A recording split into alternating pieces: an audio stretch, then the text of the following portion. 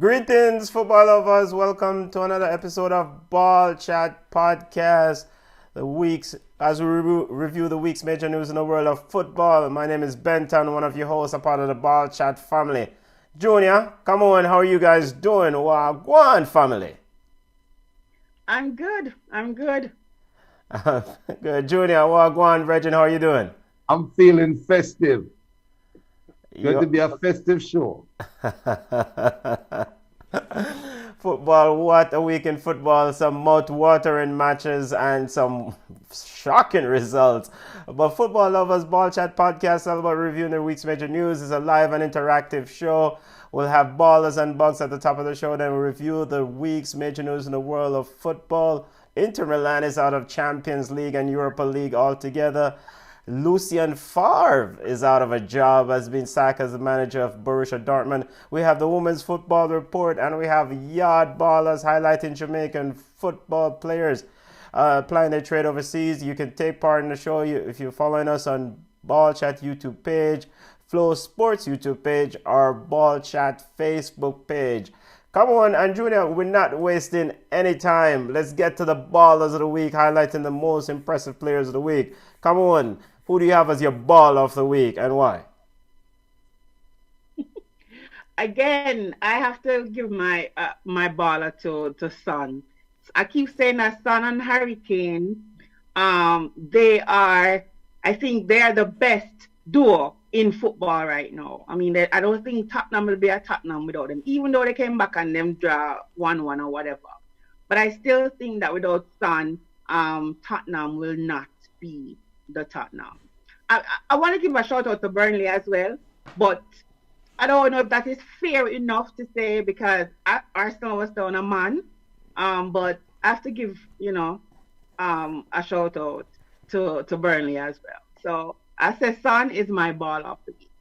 So Son, Yeonmin Son continues to get ball of the week from Tottenham drew with Crystal Palace. Tottenham sitting at the top in the EPL, and Burnley, is giving a shout out, but no ball of the week for Everton FC. Come on, go on. Listen, man, don't even get me started.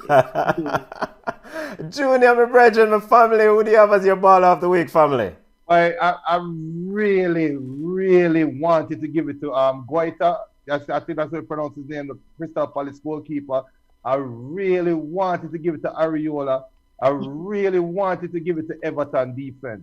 But then I sit there and ask myself, what is the difference? Why all of these players are these groups that we didn't expect to play this well? Why did they do so well today and over the weekend? It's one simple reason. The 1,000 fans or 2,000 fans that are allowed in the stadium.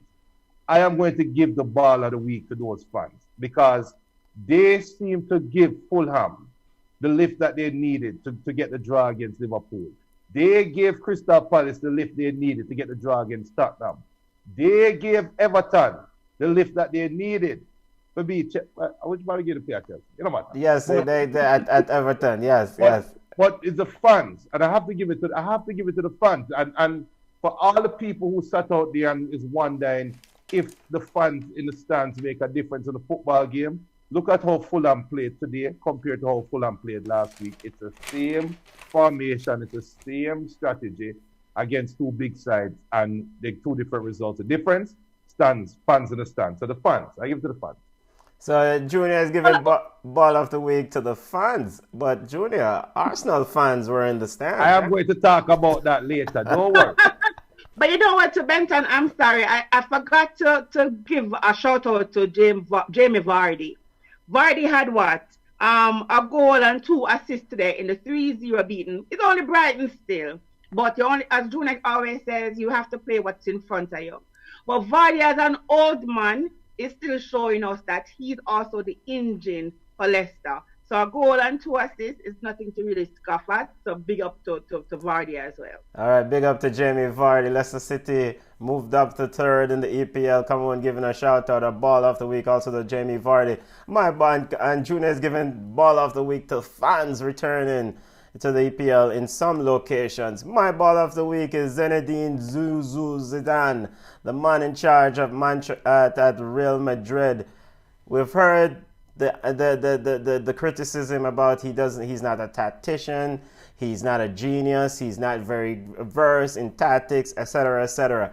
What Zinedine Zidane knows best is how to win football games, and it showed clearly this week as Real Madrid qualified for the knockout stage of the Champions League for the 29th time.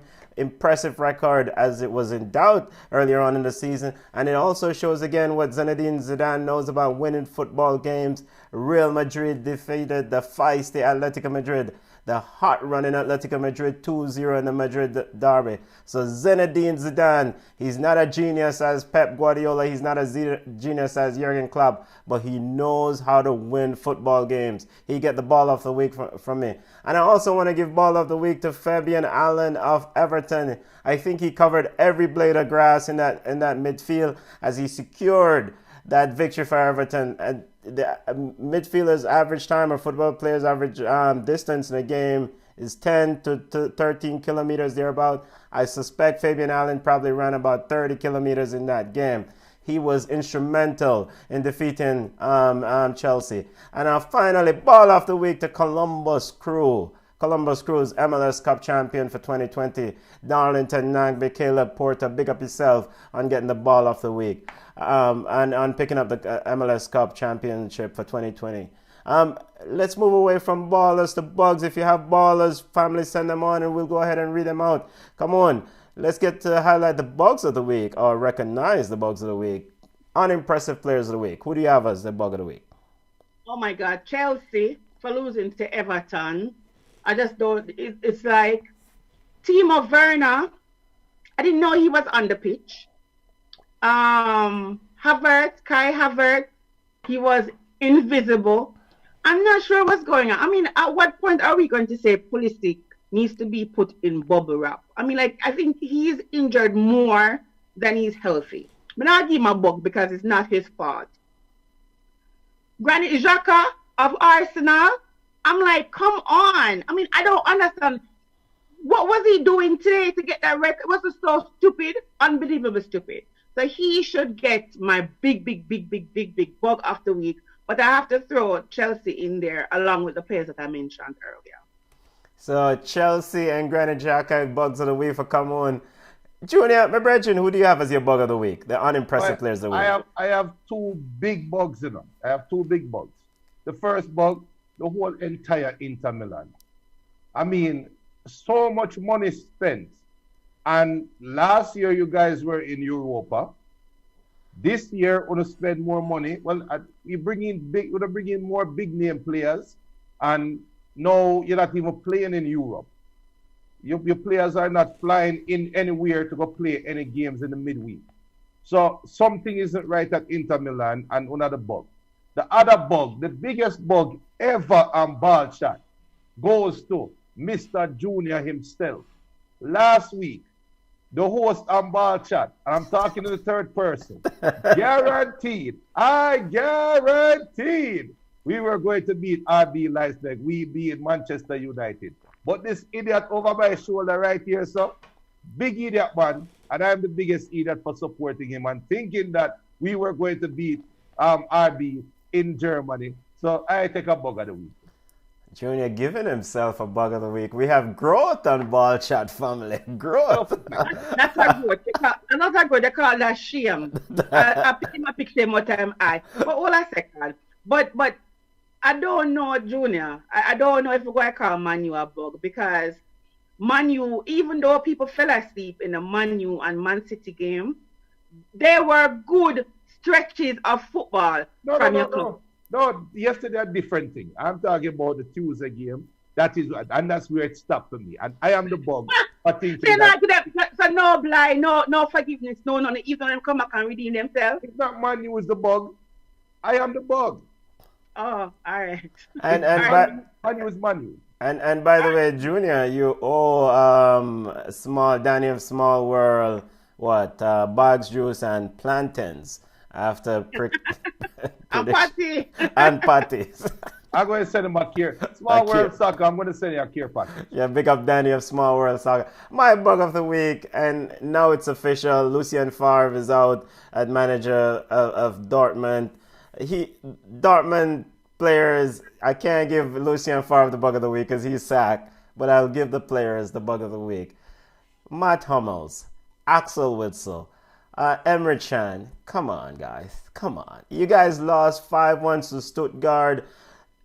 Pathetic defending, open running sort of defense. Nothing, basket carrying water side of defense. And that the interesting thing is that Stuttgart have not defeated Dortmund in over 17 years. Dortmund lost at home to Stuttgart or conceded 5 goals for the first time at home in over 11 years. So the players have to take some responsibility. So I'm going to give the players the bug of the week because Lucien Favre is sacked. We'll get to that in a minute. And family, any other bugs of the week? Do you have any other bugs of the week you'd like to mention, Junior? No. Ready for beat people. What? No. Yeah. All right, let's get to the roundup. Before we kick to the EPL roundup, quickly, Lucien Favre, major news, he's out. Your thoughts? What went wrong for him? Come on. I mean, this has been a long time coming. You know, you can't get Dortmund is a big club, and consistently they fail. They're not a consistent team. They're not getting the results. The games that they're supposed to win, they're losing. How can you, a big bad side, lose 5-1? I mean, and it's not even the first time they're losing, in a terrible fashion. So I understand. The first person to go is always the coach, and he just lost the plot. And I think it was time for a change. Same thing happened with Bayern Munich. They were, not getting the results. They fired the coach, and look at it. So maybe Dortmund is hoping that the same thing will apply here. Dortmund is hoping that they found their version of Hansel Flick promoting one of the assistants. Junior, Lucien Favre won 61% of his matches with Dortmund. He won a Super Cup. How is he out of a job, Junior? How is he out of a job? You won 61% of your matches and you're fired? Who gives a hell if they won 61% of your matches? This isn't statistics class. Is Dortmund better today than they were yesterday? No. Is Dortmund today better than they were 3 months ago? No. Somebody have to follow. Is Dortmund better today than they were for the last 2 years? No. So somebody has to go. You have Erling Haaland, you have Sancho, you have all of these players. You have Marco Reus. Yeah, Marco Reus. You have Moukoko. You have Gio Reyna. You've wasted Marco Reus. Yes. You've wasted his prime years. Yeah. Under Lucien Favre. So no, I mean it's time to go. Pack up and go. And I want to also acknowledge Leon Bailey's goal, Ball of the Week goal for big up Prime Minister for giving that shout out for Ball of the Week. Leon Bailey scored a sensational goal, and we'll get to that when we talk about Leverkusen in a second. But quickly regarding Dortmund, who do you guys think will go in? The assistant Tarjik is promoted to the job until the end of the calendar year. They'll have the winter break coming up. Who do you guys think will take this job? Is this one for Pochettino? No, Pochettino can't. That's not. Remember, Dortmund is one of those teams that is a resale team. Dortmund is one of those teams that you want to stay above water. I don't think they really want to win the Bundesliga or compete for the Bundesliga continuously. I don't think they want to win Champions League. That's not their aspiration. Their aspiration is to bring in ballers, groom them, and transfer them at a higher rate. They're flip ballers. So no, they're not going to go for no big name coach. They're going to go for a coach that can develop talent, that can prove that they can develop talent. I am willing to argue that the reason why Favre lost his job is because Sancho wasn't flipped. Uh-huh. And I think that was the last straw, where you brought Sancho in from Man City. Now you should have been developed, and people are buck shuffling trying to meet your transfer demands. It was easy to get rid of Arba. It was easy to get rid of what name? You will come Manchester United. I don't remember the name right. It was easy for them to flip players, and I think that is their business model. What do you think about it? I agree. Dortmund remind me of an Arsenal, where they like young players. Look at Gerrard. They play their young players. They don't bench them. They don't keep them out of the 18. They play them consistently. So you're correct. But I do think that they want to at least compete. And the only way you compete is if you have the good players them who participate week in and week out, and be competitive in the table. So I do think that Pochettino might have a chance. They might want him. I mean, because guess what? You can win it and at the same time develop and make money. Because you need Sancho to score a hat trick in a 2 game. You need him to score some bangers. You need him price to go up. Same thing with Gio Reyna, same thing with other players, Sancho or whatever. So I think Pochettino might be a replacement, but at the same time, you are correct. Them is a farm. Yeah. So they want to bring through young players. Yeah, Borussia Dortmund sitting in the 5th position in Bundesliga. Before we step away from the Bundesliga to the EPL, let's talk about this goal by Leon Bailey and the performance by Bayer Leverkusen. Come on, what a sensational goal. And are you surprised by what's going on with Peter Bosz and this Leverkusen team? They're doing quite well. We'll soon get to our EPL roundup, but since we're in the Bundesliga with this Lucien Favre news, brilliant goal by Leon Bailey. 2 goals, actually, scored 2 goals. Your thoughts? Yeah, I mean, the whole sequence was started by him. And you like to see it. You like to see the confidence. In the beginning, we talk about it's not how you start, but it's how you finish. In the beginning, he had some problems with getting into the lineup. But he is doing exactly what you're supposed to do. When you get your opportunity, you take it. And then he's an exceptional player. Only when they play him on a left back, will complain there. He's wasted. Yeah. But he's an exceptional winger. He has the pace. And I think he has outgrown Leverkusen. Because today it was the Leon Bailey show. Yeah. And I was, regrettably, they didn't keep him on the pitch for the entire game, or he would have, probably gotten a hat trick. So it was a good game. I don't know what the other team Offenheim was doing, because they gifted him that second goal. But there's an awareness of Leon, and it was a sensational goal. And I would think that it would be in contention for at least goal of the year in Germany, because that was really good, a good goal. Yeah, Junior, Leon is in hot form, growth of the player. Your thoughts? Leverkusen at the top of the Bundesliga. I know it's early days yet. I don't at least expect them to win the Bundesliga, but the mere fact that they're sitting above Mönchengladbach, Bayern Munich, and etc. is an impressive run after 12 games. After 11 games. Junior, your thoughts on what Leon Bailey is doing with this Bayer outfit and this goal that was sensational? Yo, the greatest thing about Leon Bailey that I can say what he's doing now, and it's well documented that I have not been the greatest admirer of Leon Bailey at times, right? Yes. But the greatest thing that he has done for me, in my opinion, is you remember last year when he couldn't get to the team. You remember how he was always on the bench. This year, started this year, right? Yeah. And we have seen so many players that sulk, sit on the bench, ball, become a nuisance, start kick over water bucket. And what Bailey does, him sit down, him hold him time. When him get him chance, him take him chance and run with it. Everybody in life, whether you're young, you're old, you're a professional, you're amateur, whether you play sports or not, I think Leon Bailey has set an example. And it's not because I am Jamaican and I'm supporting a Jamaican. This goes for everybody in every walks of life. Be patient, be humble, but stay ready. When you get your chance, you grab it and run with it. And he's doing that right now. And it's a purple patch. We're going to see this weekend. We're going to see this weekend against Bayern Munich. But I am banking on Leon Bailey showing what he can do against Bayern Munich. And his value just going to go higher.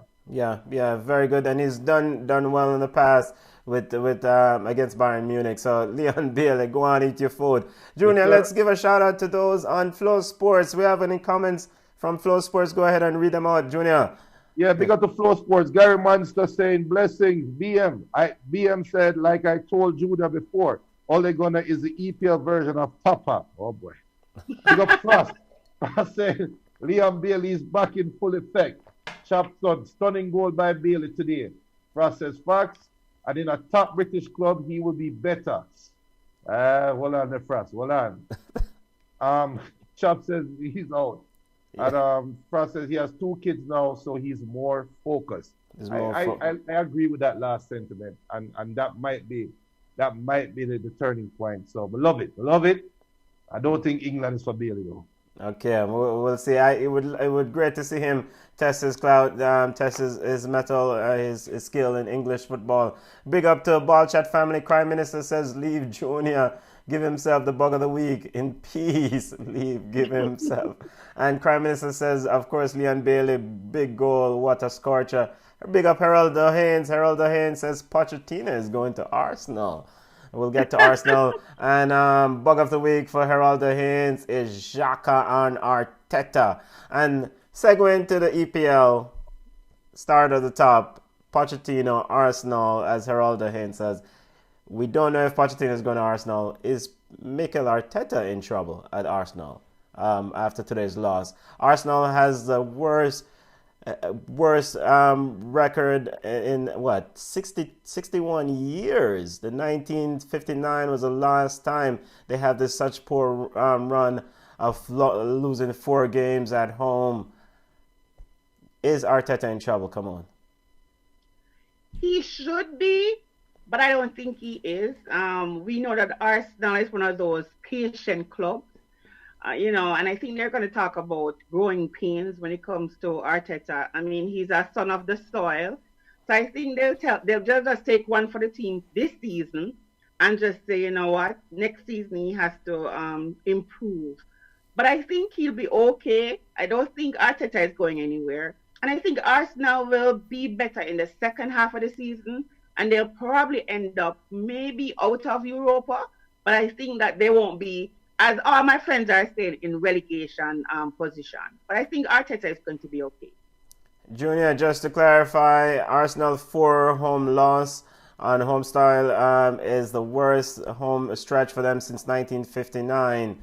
And there are also 10 goals of 12 games, is the worst start for Arsenal after 12 games since 1981-82 season. Sources up to stat. Junior, is Mikel Arteta in trouble after the loss today against Burnley?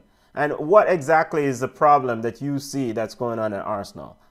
Well, yes, he is in trouble. And he's not in trouble because, he's in trouble because of the record. But the problem with Arteta is there's a mirror image between him and Ole Gunnar Solskjaer, right? In terms of big name club, former player, not living up to expectation. But I think the biggest issue for Arteta, do you remember who he came in with as a coach of another club in England? You remember? It was Carlo Ancelotti at Everton. Okay. And that first game, they both sat in the stands and watched Everton and Arsenal play to a team 0-0 draw. Mm-hmm. So both coaches got hired at the same time. Yes. Both coaches sat down and watched your team play for the first game. And look at the difference in both teams now. That is the death knell. If Arsenal brass have any clue of football or any sense, you just look at your mirror image up down the road. One of your rivals, Everton, hired a coach same time as you. And look at where Everton is compared to you. You are now hitched to that team. So yes, the problem with Arsenal right now is the same exact problem Pep had with Man City last year and the year before last, when they just don't seem to know how to go to another gear. The only difference is Arsenal have a bag of idiot on them side, while Man City have 1 and 2 baller we can carry them out of the fire. Xhaka is an idiot. Aubameyang is a big idiot. Play down the middle and you will score. William, you should have came to Manchester United, so you're an idiot too. Okay. So that's it. But Arsenal is sitting 15th in the table, come on and Junior, but don't you give a young manager, Mikel Arteta has never had a coaching job before, unlike the Ole and the Frank Lampards of the world. I mean, don't you expect some growing pains with him, etc.? I mean, he won the FA Cup with Arsenal. I mean, don't you expect some growing pains with him? You know why I have no sympathy? You're saying that that Arteta has never coached, never managed a team before. Yes, he's never. Then why give him a position like this? Because he was Pep right hand. but Arsenal is getting what they deserve. You're going to tell me that you didn't have any other qualified coaches out there to lead the charge of a team like Arsenal? Arsenal is an esteemed club. Might not look like it now, might look like Dolly House now, but you can't tell me that you couldn't find no other coach with the experience and whatever to lead Arsenal. So I have no problems, with sitting there, or no sympathy for Arteta. I mean, Arsenal wants growing pain, then they're going to get growing pain. Okay. All right. Arsenal plays Southampton. Southampton sitting in fourth of the APLs on Wednesday, so that's a big matchup. Junior, speaking of growing pains, Chelsea Football Club lost to Everton. Were you shocked by that defeat? And were you impressed with the fact that Everton was able to win that game without the presence of one Mr. James Rodriguez on the field? I think that was the only reason why they won the game, because James wasn't on the field. Yeah, really? Because so now the field is more balanced. Okay. I mean, Chelsea is a big side, and all these teams lost games this week are drop points. Drop points, yeah. Right? So everybody's entitled to that one game. Yeah. Everton, I'm telling you, the fans in the stands made a difference. And Mendy, I said it last week? I said, let's see what happened, or 1 week or one of the weeks. I said, let's see what happened when Mendy makes his first mistake, right? And he made a mistake yesterday. So let's see what happened now. And now is when Lampard really is going to be tested, because it was going so well. Havertz, you're not up to scratch, Kai Havertz. Giroud, you're not up to scratch. And let me tell you something, come on. I know he's your striker, but it is the best player, or the fan favorite is always a person sitting on the bench wanting the opportunity. When Giroud got his opportunity, we see what happened. So Chelsea is in a precarious position. I think we're going to have to judge them in the next couple of weeks. Everton loss is not that big of a... I tell you, the fans in the stands made a huge difference. Yeah, Carlo Ancelotti pretty much played three or four centre-backs, defended deep. Come on, some Chelsea fans came down really hard on goalkeeper Mendy with that error. You're not concerned about Mendy's error and the outlook for him going forward, right? Absolutely not. And the cameraman was so petty. When the incident happened, they showed Kepa on the bench looking. Listen, that's going to be Kepa's position from now on, the bench behind Lampard, because Mendy went on to make several saves, right, that actually helped us. Yeah. All right, then. My big problem was this. Chelsea had 72% of the possession, and we had nothing to show. I disagree with Junior when it comes to Giroud, because Tammy came on and Tammy did not do anything. And my problem with Giroud and Tammy is that they're not being balanced properly. Yes, Giroud talks about not being a 90-minute player, and we understand that maybe, we have to share the duties where Tammy plays some games, some physical. He's physical. Well, we don't know about physical. He wants some courage. But, he is a little bit fast. So maybe Lampard needs to look at it, because Giroud is not that fast. He might be skillful, but when it comes to speed, it's not there. And we had that problem. Everybody talk about, well, not everybody, but when Kai came from Germany, most of my friends were talking about Kai is this great player. I never saw it at Leverkusen, and I certainly don't see it here. Timo Werner might be a little bit better when it comes to playtime, but he was invisible. Havertz was invisible, and save for that mistake by Mendy, I thought Mendy had a good game. The best player on the pitch, and it's really surprising to me, was Reece. Reece was exceptional, and I'm just baffled that it took so long for Lampard to realize the gem that we have in this player. And I hope he doesn't go the way of Hudson-Odoi. I don't even know what's going on with him as well. Frank Lampard needs to find what's going on. And we talk about him not adjusting. It just did not work against Everton, and he really made no adjustments to the game. So, the business end of the football season coming up. Chelsea plays Wolves on Wednesday. Big match. They go to Molineux. But I do agree with the sentiments regarding Tammy Abrahams and Olivier Giroud. I think they offer different skill set. You have to balance the work rate between the two of them. You know, I mean, definitely Tammy Abrams offer you something special with terms of pressing, but Giroud definitely does a great job in terms of knocking the ball down. Bobby Reid, and another news in the EPL, Bobby Reid scored a wonder goal as Fulham woke up the ants nest at Liverpool, at least at home at Craven Cottage. Junior, impressive by your GQ manager, Scott Parker. Man, stop your foolishness about the GQ manager. He did nothing special today. Impressive by the fans that showed up, because everybody at Fulham, down to the rat, while run on that stand was cheering. When Bobby Reid had take off down the wing and creating havoc, the fans were behind him. If you guys noticed, when Fulham lost the ball and where Liverpool is good on the counter attack and getting speed breaks, it almost felt like the players and said, "No, I'm not disappointing the fans and today. Whoop, what a tackle." Yeah. You see what I'm saying? Yeah. So it might sound funny, but this is their first game playing in front of their fans in the Premier League this year. This is their home opener for the Premier League home, and they played just like it. And Liverpool played like a team that said, "Yo, we're going places. We're just not up to scratch today." Klopp felt it after 5 minutes. Yeah. Like he want do. The way more like a cuss and go on. Yeah. It's like, yo, Klopp, shut up, man. It's time for to play a ball. But Bobby Reid, hats off to you. Michael Hector, my big defender.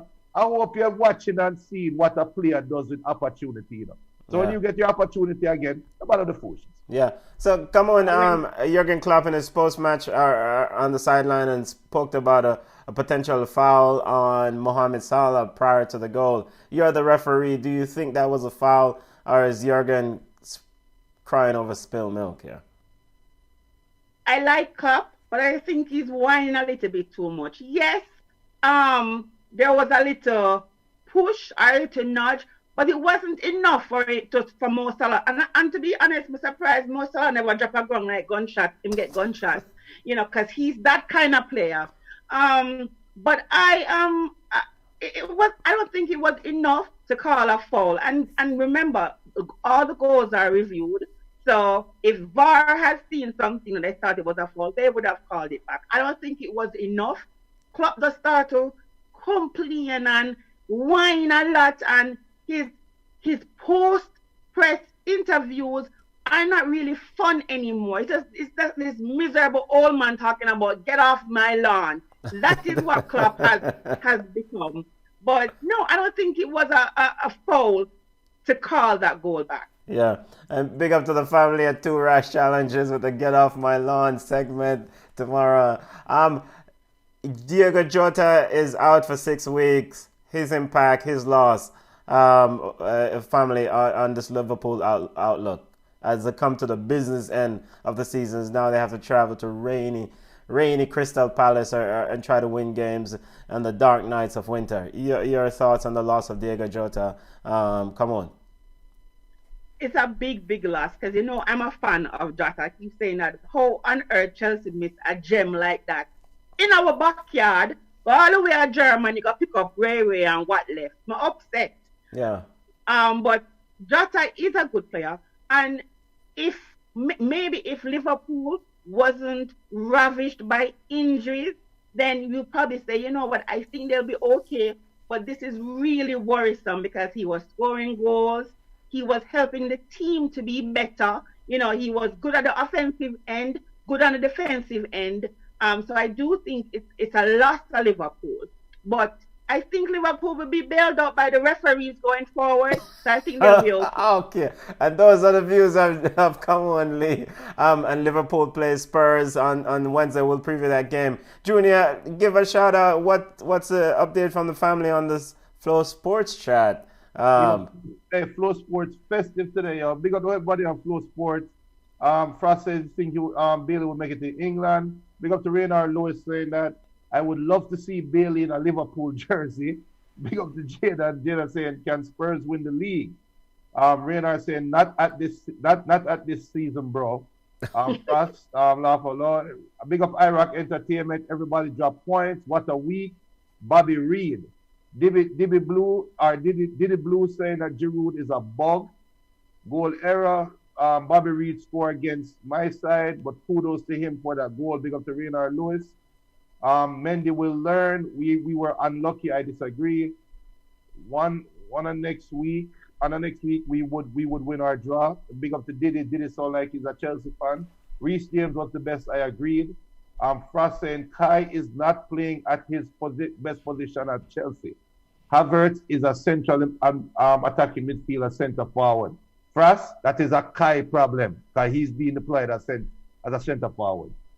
Diddy saying we will beat Wolves. Frost is sorry. Kai is more like a false nine playmaker. Reynard Lewis saying big man thing.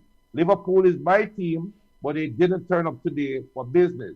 He also said thankful for a draw. It could have been worse. It's very, very rare that you find logical thinking Liverpool fans. I'm a big Reynard because you're very logical. I know some Liverpool fans, boy. Hey. All right, as we continue our roundup in the EPL, big up Crime Minister. Crime Minister's Chelsea and Arsenal counseling session today.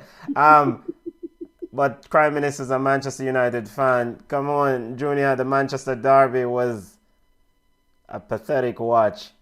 Junior, you guys are stupid. Junior, go ahead. And anybody who think the Manchester derby was a pathetic watch, let me tell you something. Every Sunday at 1 o'clock and 4:15 on CBS and Fox Sports, them have another game of football. Go watch that. Junior, Manchester Derby. Junior. It was a very good game. It was a very technical game. It was a game that both coaches said, I am going to play in the midfield. Junior. And they played the odds and they were playing chess. Big up this man right here, sir. Because you're every week, brother. But this was your best game against Manchester City. Now that I take the Manchester United goggles off. Ole, you did what you need to do to stifle Man City, right? That was the game. He stifled Man City down the wings and he clogged the midfield against Kevin De Bruyne, right? He put 4 players around De Bruyne and said, Luke Shaw, Wan-Bissaka, you're going to stay on an island. Rashford and Greenwood, I want you guys to attack down the wings, right? But why play a game without a number 9? Man, you could have easily won that game if they had started a number 9. Why have Marshall on the bench? Why deploy Bruno and Pogba in the same position? To me, that game was all about keeping Pogba happy, and whatever conversation they had behind closed doors, that was what that game was about. It's ironic that whenever Manchester United performed poorly, they could have had these great outcomes. My fundamental issue with that Manchester derby yesterday were 2 managers that seemed to be happy with a draw. These are supposed to be high-flying clubs, high-invested clubs, big-spending clubs, and both managers play with 2 holding midfielders, Rodri and Fernandinho for Man City, Fred and McTominay for Manchester United. None of these managers wanted to win, and that is pathetic in this age of football. Come on, talk to it. Look here now, I don't know where I follow Junior for now. I must say this though. I think Manchester United got their money's worth out of fridge yesterday. Harry Maguire, my apologies. Oh. I think that was one of the best games I've seen Harry Maguire play. And that's not even saying a lot because he's no good. but it was a boring game for two big name, expensive clubs. At least give us some fireworks. It was terrible. We slept. I love Raheem Sterling, but these are the games that Raheem needs to step up. And I think he fell flat yesterday. He had a couple chances that I think he should have put away for a striker of his caliber, right? Manchester City and Man United game was terrible. From a neutral fan standpoint, we didn't get what we thought we were going to get. It was really boring. It wasn't good. One quick thing. Oh, sorry. You finished that one? No. Go ahead. No, may I say, and Junior is wrong. That you did, but really let your back in favor say that to me. But hear me. I hear what you guys, the casual third party, are saying. But you see, a Manchester United and Man City fan, when they look at the table, games played, Tottenham, top of the league, points, 25. Games played, Chelsea, 5th, 12 games, 22 points. Manchester United, games played, 11, 20 points. Man City, games played, 11, 19 points. If Man U and Man City win their next game, they are leapfrogging Chelsea. They are in the top 3. So there's no need for you to try to win the game yesterday when you have a game in hand and you don't want to lose 6 points trying to chase 3 points. That's just madness. So they played it right. They have a game in hand. They are going to beat who them need to beat. If we were playing against Southampton, we beat Manchester United and not go for the win, then come on, I'm right there with you. But you are playing against a competitor for the top 3, with top 3 in your grasp and you in pole position. You play the game safe. Manchester City has lost how many? 3 games already so far this season, Junior? How many has Manchester United? They've only picked up their first victory at home recently. So I wouldn't back Man City had lost 2, Man United had lost 3. Yeah. So hey, so this is a good point. Before we move on from Man U, the Prime Minister is saying Busaka is a liability. He offers nothing going forward and doesn't defend properly. Prime Minister, for the last year and a half, Raheem Sterling has been trying to dribble around Wan-Bissaka for the last year and a half, and he has not dribbled around him once. He's not a liability. That is just Ole not having the sense now to know that don't let him overlap. Let Shaw overlap. Let Telles overlap. And put a winger over there on the right wing that can cross the ball in. That's why they're trying to get Sancho.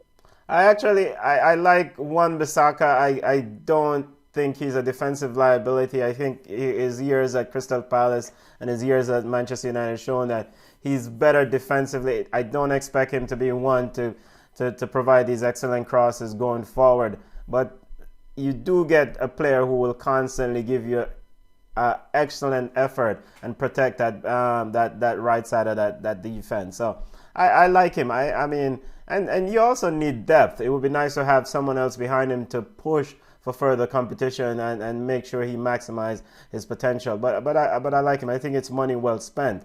I cannot say the same for other Manchester United investments. Come on. I agree 110%. But call name, Pogba. I'm not calling him. But let us touch on Pogba's situation a little bit, right? Yes. I just don't understand. So Pogba and his agent, they're not on the same page, because the agent is saying that Pogba is going to leave. This is the end. It's not working out.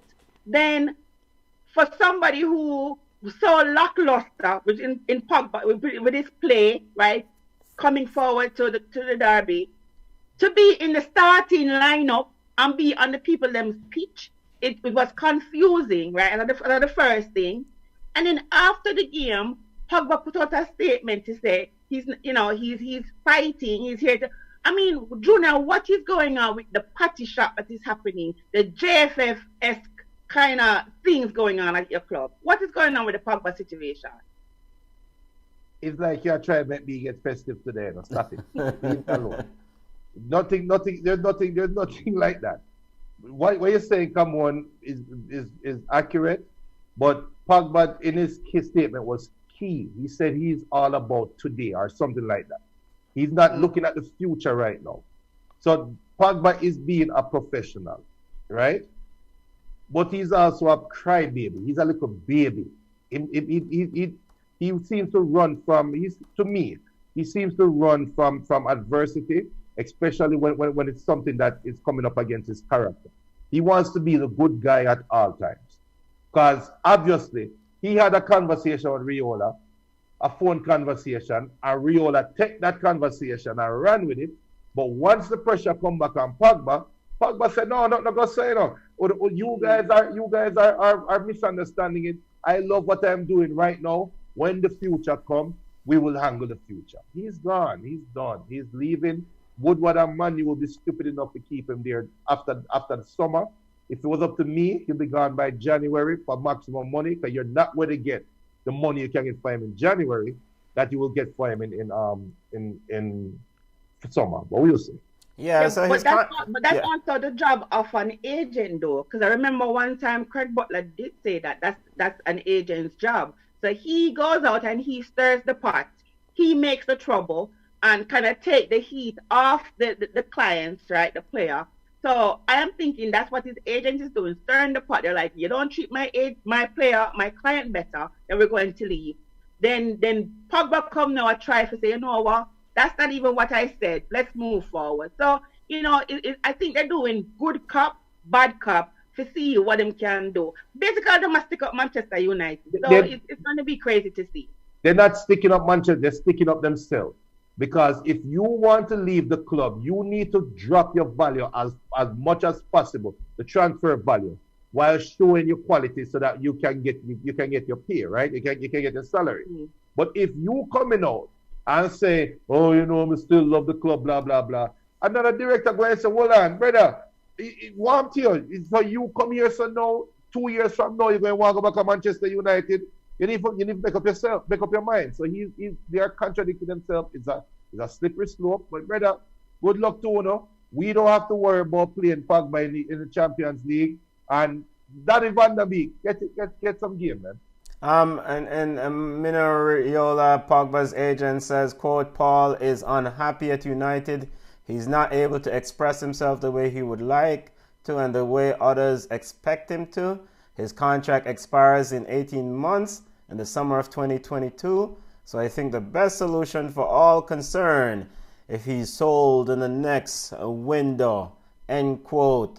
Otherwise, Raiola warned United risks losing him on a free transfer. Watch that space. So, I mean, for any sort of business practice, it would be best to try to move Pogba off the books to try to recoup some of that money before he goes on a free. That's what Raiola and that's what a lot of the business experts in the space are saying. Right, come on, agree?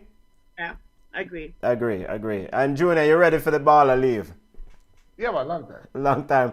All right, quickly, let's try to touch some of the news around the world of football. We're pushing up against the clock. Quickly, Atletico Madrid lost to Real Madrid in the Madrid derby. I mean, Zizou pulled the magic. What happened there? Come on, to Atletico Madrid. I don't know. It was, and for this thing, so it wasn't even a boring game. It was even. I just think they were just so unlucky. And at one point, though, I thought that they had subbed El Cannibal. My apologies, Suarez. Luis Suarez. But he was still on the pitch, and he didn't even offer anything. Is Diego injured again? Yeah, I think he is struggling with fitness. That spinal injury that he went through a couple of years ago in the surgery. Yeah, he has not. It was not Atletico Madrid. Yeah. And you could see it on Diego's face. He just sat there and he didn't bark any instructions, and that's his MO. You're used to seeing him pacing the sidelines, but he was just sitting there. It just wasn't their day. They were off. They couldn't do anything. And when they took Felix off, it was a done deal. Yeah, it was a done deal. Junior, statement week for Zinedine Zidane. They make it to the Champions League, beat Mönchengladbach, and they defeated their city rival Real Madrid. Your thoughts? That was just a big middle finger to everybody who think them know football from by Zidane. Yeah. Zidane proved to everybody that he has the pulse of his team. He knows the direction of his team. He is at the captain of the ship. The team is unbalanced. Everybody know that, but he's the bright one for the job. I mean, that was a classic middle finger. Yeah. All right, let's go to predict and preview some games as we get ready for games coming down this week. The Christmas period is coming down.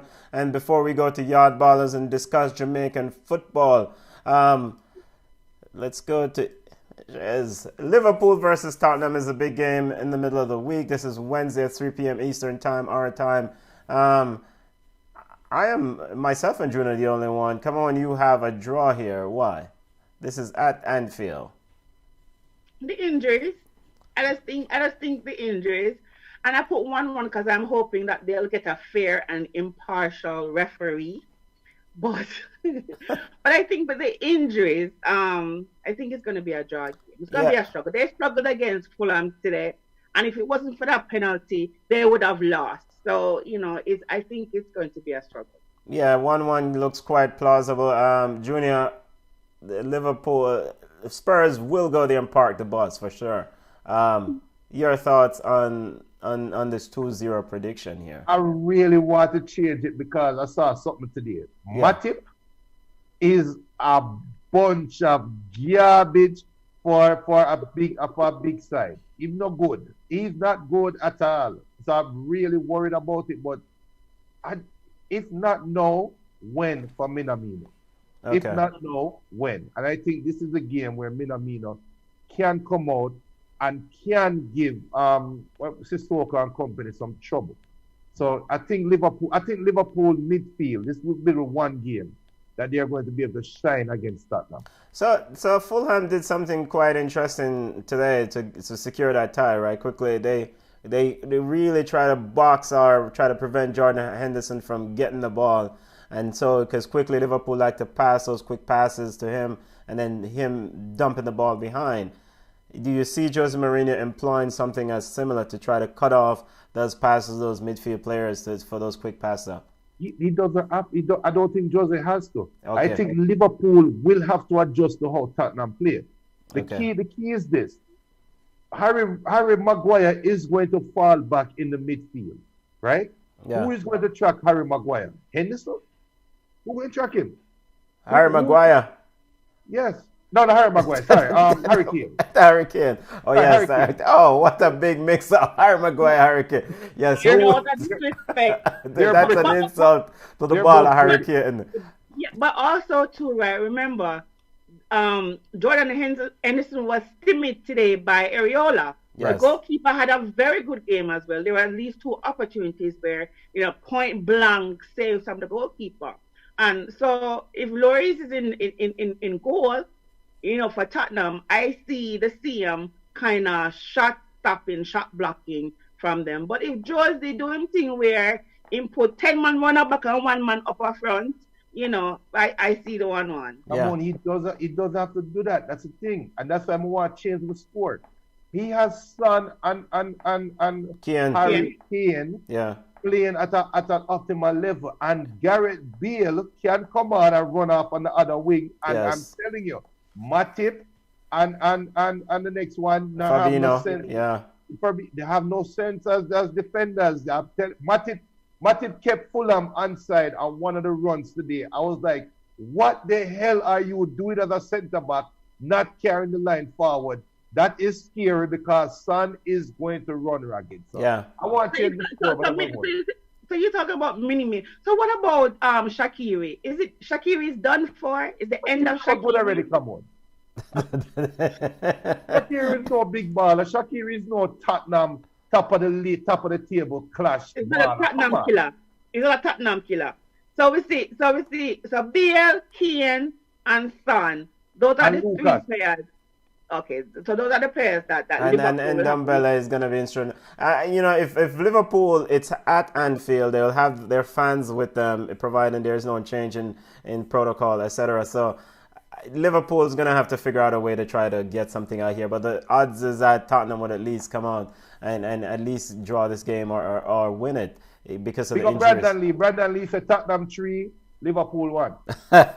Big up yourself, fam. Yo, oi, Yeah, big up North Southern yourself. deadly.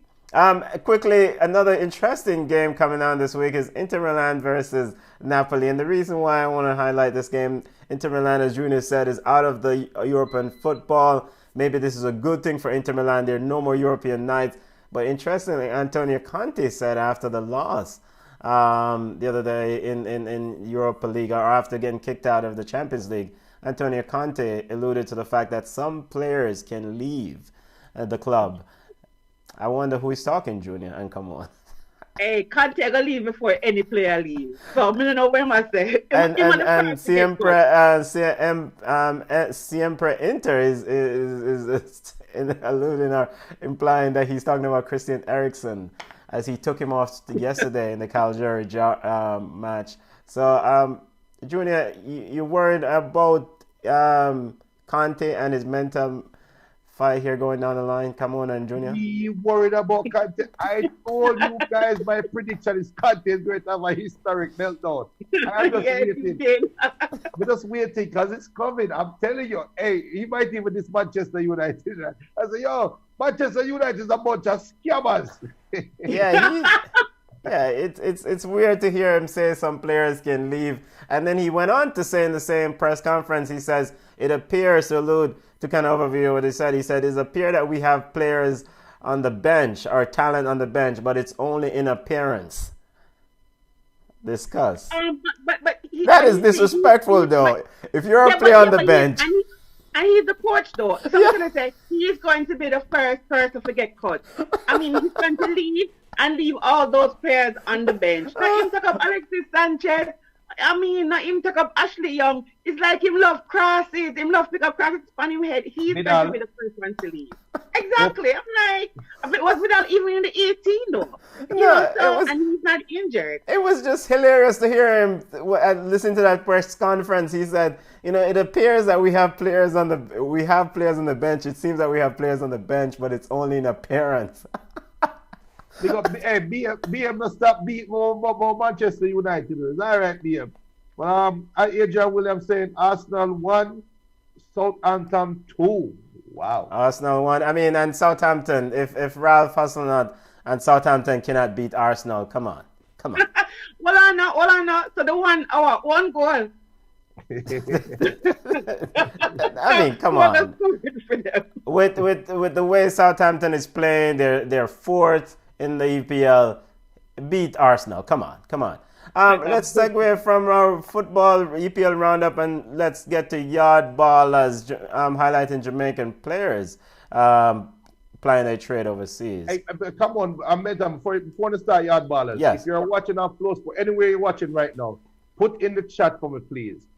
Who do you think is the best team for Leon Bailey? Put that in the chat. Just put a team name and we go down it after yard ballers. But who do you think is the best team or the best fit for Leon Bailey right now if he was to get transferred? Or do you think he should stay home? Yeah. But yard ballers, come on. All right, come on. Before we kick to yard ballers, Jamaican football roundup quickly. We had the qualifiers release for 2022. Jamaica is in round 2. Early reading from this Jamaica World Cup qualifying matchup and early thoughts on this before we kick to just yard ballers. There was an interesting article today that we read, and it was so on point. It was spot on. It's nice that we have all these Jamaican players on fire. We're really doing well right now in all areas. Maybe not centre back as Hector now play. But for us, I think our first international game is in March. So between now and March, it is really, really going to be a struggle for Papa to get it together. And I think Jamaica, the new format, I don't know if it is really going to help us, but we can only hope. I mean, like, we have to be in it to win it, don't it? Yeah, So we have to I be in think, it. Junior, yeah, I think we'll be in it. I think we'll be No, okay. yeah, I'm Junior, not. go ahead. I'm not trying to be funny, you know. I'm Yeah. not trying to be funny at all. But I'm gonna be blunt. Tapa, we had Rice Simpson on, so maximum respect to Rice Simpson. But Tapa, buy a PlayStation if you don't have one. Get FIFA and play FIFA and find out a style of football that you like to play. And look at the roster that you have. Look at the talent that you have that is being deployed from Jamaica. And match that talent with whichever style you think fit them over the next 3-4 months. Figure out a style so that the next time we see Jamaica play, we at least see some semblance of an identity of how you want to play, because we have the talent now. Now we really have the talent. Where if the right coach deploy them in the right fit with the right mentality, America and Mexico are heads and shoulders over everybody. But why is Jamaica? Why can't Jamaica be third? So, so just to overview the qualifiers for World Cup 2022 in CONCACAF. 8 teams make it through the next round to the final round of qualifiers. The top 3 from that 8-team round of matches will qualify to the World Cup 22 automatically. Fourth place will play in a playoff match, an intercontinental playoff match for a half a spot. So Jamaica is one of those 8 teams that's already in the final round. The first round 1 will take place before the final round, of course, as we'll await some the other 3 teams to make it into the final round of 8. September 2021 is when the final round will kick off, so we'll have enough time to dissect and assess what's going on. Interesting in that article, before we get to Yard Ballers, Roy Simpson, the manager of the Reggae Boys, alluded to addressing off-the-field issues. Come on, do you guys, and Junior, do you guys think that those things will address to really give us a chance to make it to Qatar 2022? Do not go on first. All right, Junior, come on, it's you, may I talk? You know what?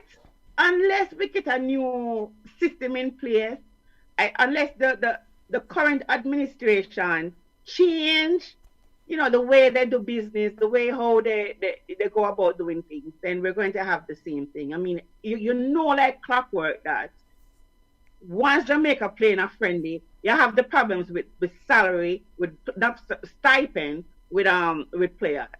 So we have to figure that out. And then in now that we don't even have local football playing, I mean, it's still going to put us stress. So I don't think the JFF was doing okay when everything was okay. Now that we have some issues going on, I don't think that they'll really improve. But we can hope and we can pray. They have to fix it first so that everything can run smoothly. Listen, Jamaica, JFF and the Jamaican football program, all overall, is what it is. They're not going to change overnight. But Mr. Rice Simpson, with all due respect, we have got to take use of what we have and turn it and make fashion. We just, there's no, it's not going to fix. There's no fixing it, right? So use what you have at your disposal and try your best for make it work. Because guess what? The reggae girls made it work with less and with worse. So you don't have no excuse. You have a better side. You're playing against lesser competition. Use it to the best of your ability what you have. Simple.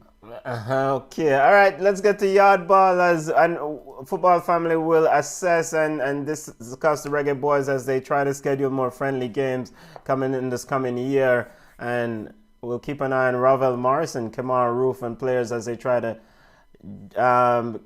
bring them into the fold for the 2022 World Cup qualifiers. Come on, Yard Ballers time.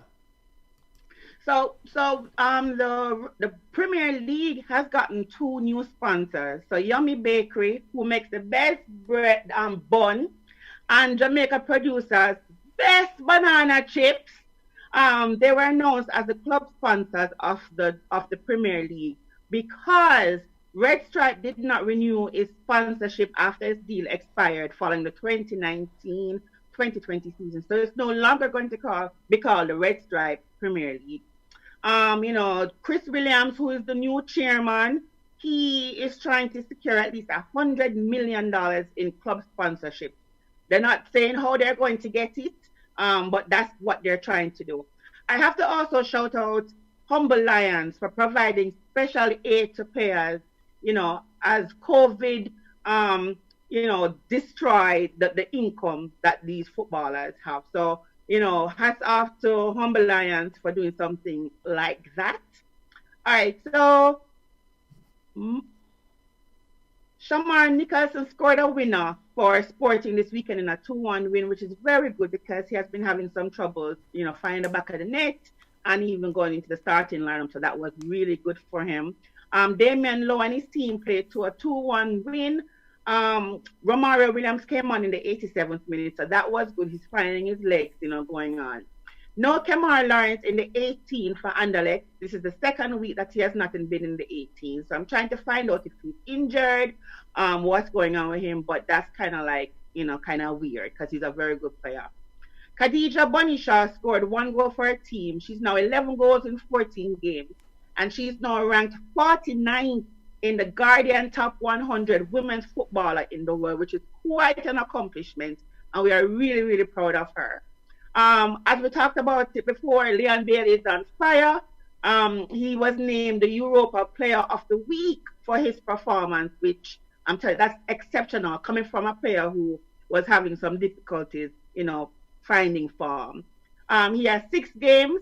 For 6 games, he has 5 goals and 2 assists in the UAL group stage. He has 9 goals in Bundesliga, including the brace today, and he helped propel Leverkusen to top of the table today. Michael Hector, Junior's favorite footballer in the entire world, was not in the Fulham 18 again. It's not looking good for Hector. They were bad by the ball up. They were fight out the ball at the big baller. He might just need to change his position from centre back to a left winger or a right winger, or maybe even a centre forward. He might throw a bunch of headers like Benteke. Okay, I see a Benteke in Michael Hector when I look at him. So Alvarez Powell's contract was declined by Inter Miami, so I think he's shopping around for a new club. Bobby Reed scored a goal today, an exceptional goal.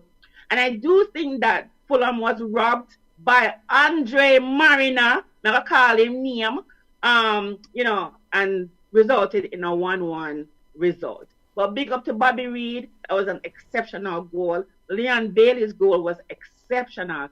If you have not seen it, just go and look for it. I think it's going to be the Bundesliga goal of the year. Okay. If, nobody else has scored. Maybe he will score a better goal, come on. Hey, before cut off, let me run down them comments real quick, the Benta. We know overtime, but let me see. Simon Preston is saying that 14 goals in 11 games, and he said Khadija Shaw and Tiffany Cameron is on target. I don't know who he's referring to in terms of 14 goals in 11 games. Khadija Shaw. I said 11 goals, 14 games. Okay. Thanks, Simon. Okay, thank you, Simon. Big up yourself, family. Yeah, go ahead.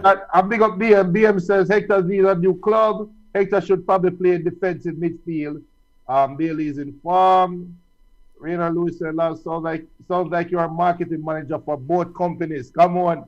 You just have big up the bun place. Yeah, so I'm getting free bun from Yummy. Get some free Yummy. Hey, Yummy bun nice, but you have some other bun companies out there. I'm not call a name, but start with K and the bun hot. So and also before we chip out and you wrap up the comments, Junior, Romeo Parks move on to Sligo Rovers, right? Come on. So Romeo, he was on loan to New Mexico in USL, and so now Sligo Rovers recalled him, and I think they extended his contract. So Romeo now is going to go, and I think they're also going to play Europa. Yeah, so it's going to be So Romeo is going to get an opportunity again to show the world how good he is. Yeah, and he's very excited to return. Play Arsenal and beat Arsenal.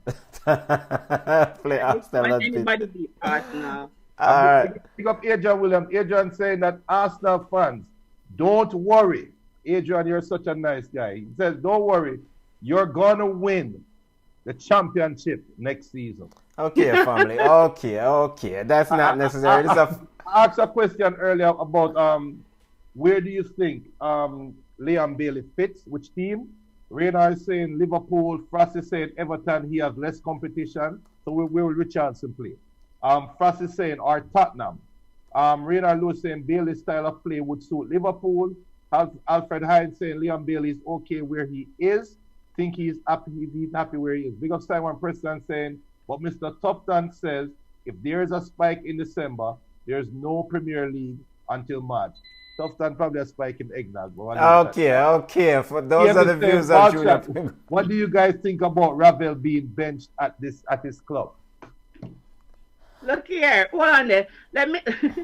Bailey would do well at Manchester United. Thank you. Foolishness, man. Thank you, Prime Minister. That's exactly where I'm supposed to go. But listen, Simon, yes, but Tufton is same, but at the same time, there needs to be a balance. Haiti and Trinidad, I think they're playing, and there must be some other DB places that are playing football. DB, we don't. Those are the views of Come Only and. It's after hours now. The show done 15 minutes ago. We're about to. Hey, go ahead, come on. Come on. And they're balancing, and I understand what he's saying, where the safety comes first, but you also have to consider the footballers, their income. They're not getting any money, and they have to find a way. Yes, no fans, control it, play in a bubble, but they have to come to the table and they have to work it out, because this is definitely not it.